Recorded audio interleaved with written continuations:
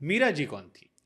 मीरा भगवान की भक्त हैं और ये पूर्व जन्म की माधवी नाम की एक गोपी हैं, जिनको अपनी माँ की आज्ञा से ऐसा भाव हुआ था कि भगवान को मुख नहीं दिखाना।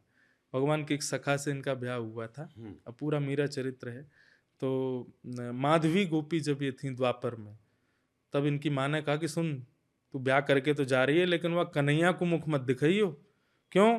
बोले तू अपनो मुख दिखावेगी तो वो देखते ही तू को अपनो कर लेगा, तेरा पातिव्रत धर्म नष्ट हो जाएगा, ब्रज भाषा में बोल रहे हैं। तो माधवी ने अपनी माँ को वचन दिया था कि मैं ब्रज में कृष्ण को मुख नहीं दिखाऊंगी। वो जानती नहीं थी कृष्ण कौन है। जब माधवी आई ब्याह करके भगवान के सखा से, तब माधवी का रूप देखने के लिए ठाकुर जी उसकी पालकी में बैठ गए, और पालकी में बैठे खूब हाथ पांव जोड़े, है भाभी जी ने मुख तो दिखाए दो। लेकिन माधवी ने अपना मुख नहीं दिखाया, कस के घूंघट पकड़ लिया। बोले माँ को वचन दिया, इसको तो मुख दिखाना ही नहीं। तब ठाकुर जी ने शाप दिया, बोले तुम तरसोगी मेरा मुख देखने के लिए। माधवी बोली हाँ चलो जा, मुंह को तेरो मुख देगी कोई मन ना है, मैं तो अपने पति के संग प्रेम से रहूंगी। भगवान बोले ठीक है।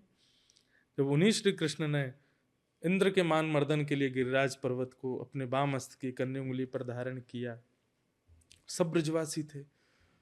तो जब सबने कहा अरे अरे देखो नंद के लाला ने पर्वत उठा लिया, तो माधवी ने भी देखा इतना विशाल पर्वत 21 किलोमीटर लंबा चौड़ा एक बालक ने कैसे उठा लिया।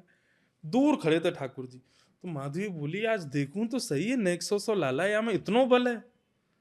जैसे ही वो ठाकुर जी को देखने पास गई, भगवान का शाप था कि तुमको हम दिखेंगे नहीं।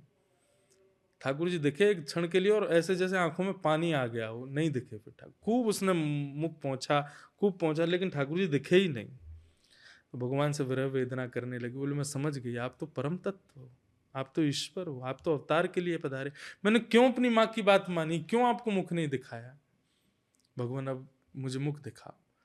ठाकुर जी बोले अब ये पीड़ा ही तुम्हारे भीतर ऐसी भक्ति को जन्म देगा जिससे लाखों करोड़ों लोग भक्ति के मार्ग के अनुगामी बनेंगे। अब इस पीड़ा में तुम अपना पूरा जीवन व्यतीत करो, अगले जन्म में यही पीड़ा पुनश्च उद्भव होगी तुम्हारे रूप, तुम्हारे चित्त में।